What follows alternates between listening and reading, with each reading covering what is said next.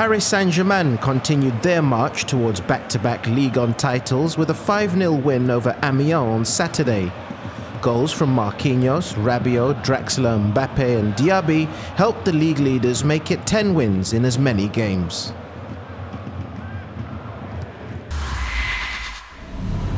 Thierry Henry's first game as Monaco manager will not be a memorable one as his side lost 2-1 to Strasbourg. To make matters worse for last year's runners-up, Radamel Falcao limped off towards the end of the first half with a hamstring injury. It's not the dream start that Henry would have wanted in his return to the club.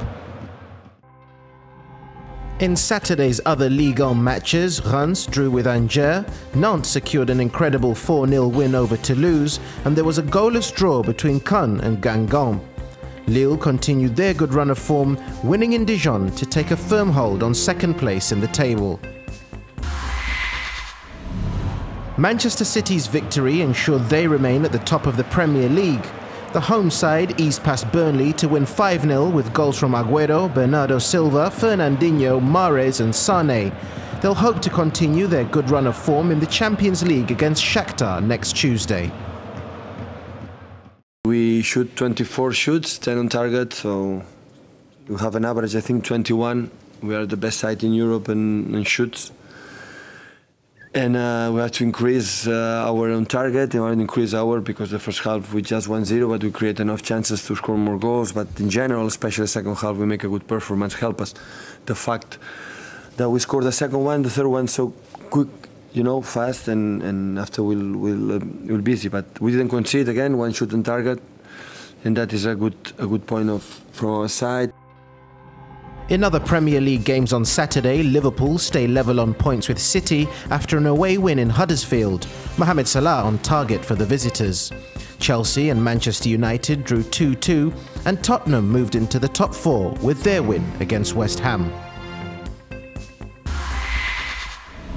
Cristiano Ronaldo set yet another record on Saturday when his goal for Juventus made him the only ever player to score 400 goals in Europe's top 5 leagues. The Portuguese star scored the opener for Juventus against Genoa. Unfortunately, it wasn't enough for his team to secure the 3 points as they drew 1-1. Serie A will see the famous Milan derby take place on Sunday. Inter Milan are favourites as they come into the tie with a 6-match winning streak across all competitions. AC Milan are also finding their form, but manager Gennaro Gattuso highlighted the strengths of the side his team is up against. When you have 6 points after 2 matches in the Champions League, it means you have huge qualities, and that's the case with Inter. They have a great physical level, so tomorrow we'll have to pay close attention to that, aside from the quality play that they can produce. But we must not be afraid. In the last derby we were afraid and we didn't play the way we could have. We got cold feet. When discussing new signing Gonzalo Higuaín's goal-scoring capabilities, Gattuso highlighted that it is essential that the striker gets good service from his teammates. Either Higuaín dribbles past 10 players, like George Weah once did against Verona, or somebody has to pass the ball to him. Somebody has to set up the action. I count the team as a collective. Then of course they should pass him as many balls as possible. Put him in a position to try and score. But not just do it for him, do it for all the attacking players. A win for AC Milan would push them up the table to 15 points, just 1 behind Inter, and give them confidence heading into the Europa League next week. In cycling, Yuta Wakimoto raced to victory in the men's Keirin at the UCI Track Cycling World Cup in Paris. The Japanese cyclist finished ahead of New Zealand's Edward Dawkins to take the gold. And in the women's sprint, Hong Kong's Wai Lee clinched gold after beating Australia's Stephanie Morton in the final heat. Lee had finished behind Morton in qualifying but got the job done in the final. Sergio Garcia carded a breathtaking round of 64 to take the lead of the Andalucía Masters heading into the final day. The Spaniard is the defending champion and was in excellent form, scoring 7 birdie putts in Saturday's round. He's in search of his 3rd Andalusian Masters. England's Ashley Chesters is in second place, 4 shots back.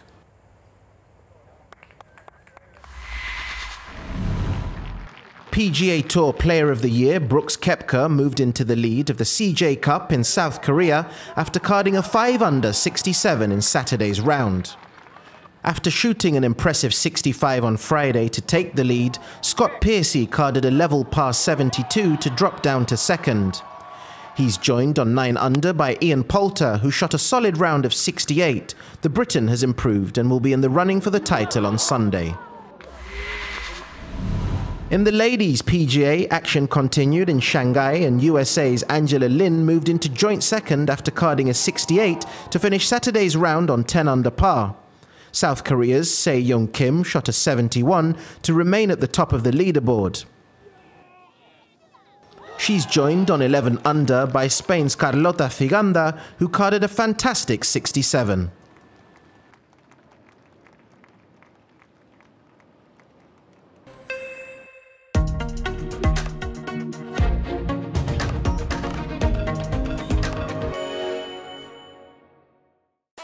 Vast gravel banks, streams of emerald green water.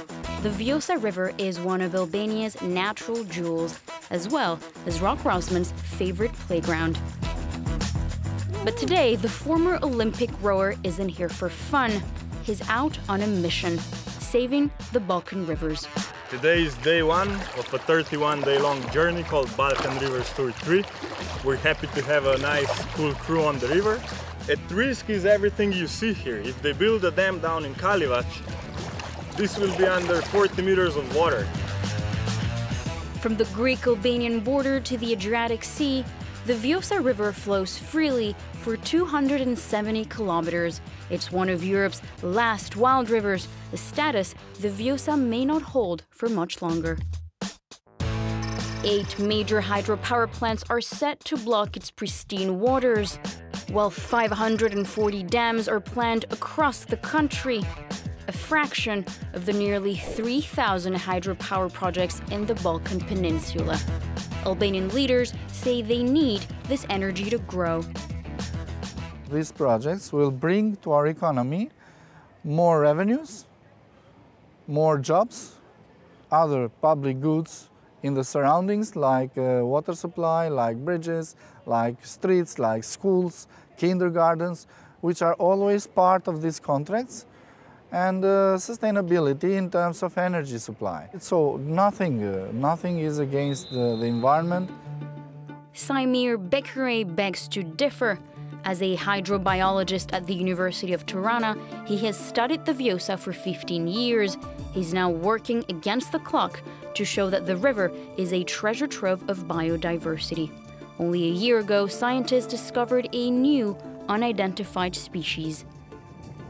The whole scientific community is worried about the projected dams in Vjosa. When a free-flowing river like Vjosa is dammed, is obstructed by artificial barriers, the whole water regime will change, the sedimentation regime will change, the physical and chemical parameters of water will change, and all these changes would immediately affect the river animals and plants. Hydropower is considered a renewable source of energy, like solar or wind power, but that doesn't mean it's clean. Dams around the world are thought to generate 1 billion tons of greenhouse gas emissions each year.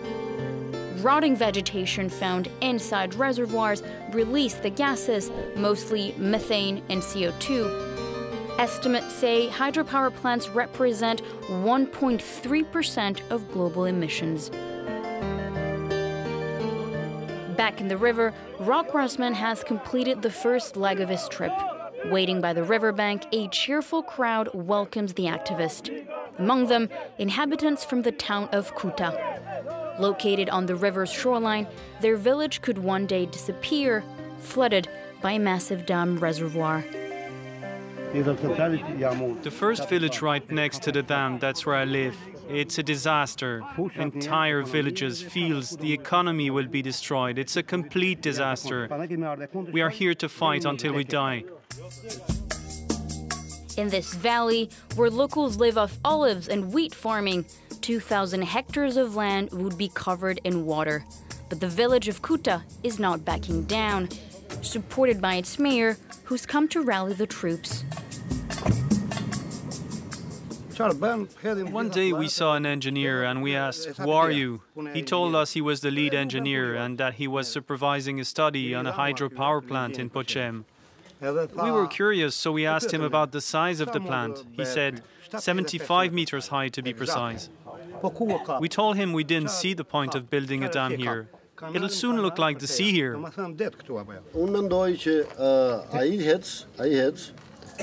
They've planned to build a dam that's 75 meters tall, but in reality it's not going to be 75 meters, or 50, or 20, not even 1 meter. Let me tell you, this dam is not going to come anywhere near this valley. After more than 40 years under Enver Hoxha's communist dictatorship, Albania is slowly transitioning into a democracy. Even so, the mayor of Kuta and its 30 inhabitants have taken their battle to court. This is not a battle. We're not at war. It's not a power struggle with the government. If it were, the government is a lot more powerful than us. But I think that if there is such a thing as justice, it's on our side, the citizens' side. Today, all of Albania's electricity comes from hydropower plants. For those against it, there are other alternatives for development. When it comes to hydro, Albania is 100 depending on hydropower, but this scheme doesn't work because there is no security out of this. No matter if you have 1 hydropower or 500 as they are planned, in the dry period or in the dry season, all the reservoirs will be empty because there will be no water in them. And we will definitely need, or there will be need to import again the energy. So far, lawsuits have blocked the construction of several dams.